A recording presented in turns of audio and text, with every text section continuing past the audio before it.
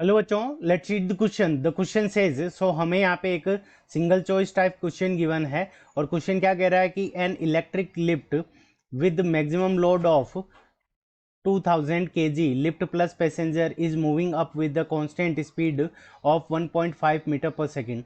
The friction force opposing the motion is 300 newton.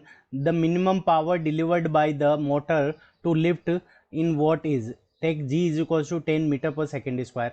Option A 23,500, option B option 2 23,000, option 3 20,000 and option 4 34,000 and 500। ठीक है बच्चों।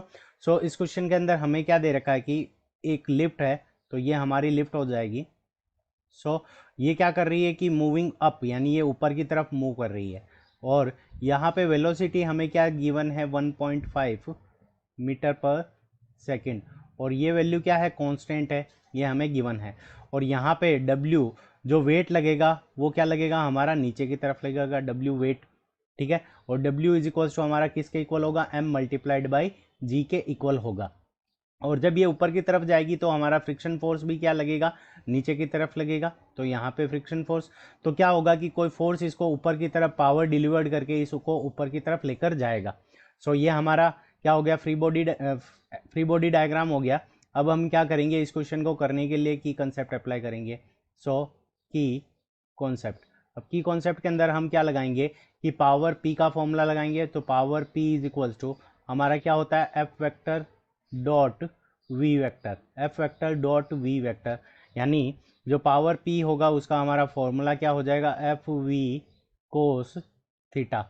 और यहाँ पे कोस थीटा, जो थीटा एंगल है वो हमारा किसके बीच में एंगल है, एफ और वी के बीच का एक एंगल है। अब देखो सबसे पहले हमें क्या निकालना है, मिनिमम पावर निकालना है। तो मिनिमम पावर की कंडीशन में जो फोर्स होगा F इज इक्वल्स टू, वो हमारा किसके इक्वल होगा, तो weight W plus friction force के इक्वल होगा। सो यहाँ पे वेट कितना है, तो यहाँ पे देखो जो लोड दे रखा है वो कितना दे रखा है 2000 kg और G की वैल्यू हमें गिवन है। सो 2000 मल्टीप्लाइड बाई 10 प्लस जो फ्रिक्शन फोर्स है उसकी वैल्यू हमें कितनी गिवन है 3000 न्यूटन। सो यहाँ पे 3000, तो यहाँ पे F जो फोर्स आ गया वो कितना आ जाएगा 23,000 न्यूटन। ठीक है। अब फोर्स देखो हमारा ऊपर की तरफ लग रहा है, V भी क्या है हमारा ऊपर की तरफ है 1.5 मीटर पर सेकेंड से। तो इसका मतलब जो फोर्स और V के बीच में जो थीटा होगा वो थीटा इज इक्वल्स टू हमारा कितना हो गया, 0 डिग्री हो गया। सो यहाँ पे कोस 0 की वैल्यू हमारी कितनी होती है, 1 होती है। तो power P is equals to हमारे पास में क्या आ जाएगा, फोर्स की वैल्यू हमारे पास में कितनी है 23,000 Newton multiplied by 1.5 multiplied by cos 0 degree.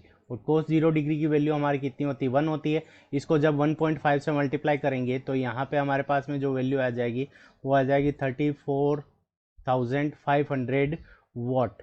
तो 34,500 वॉट ये हमारा क्या हो जाएगा, मिनिमम पावर डिलीवर्ड।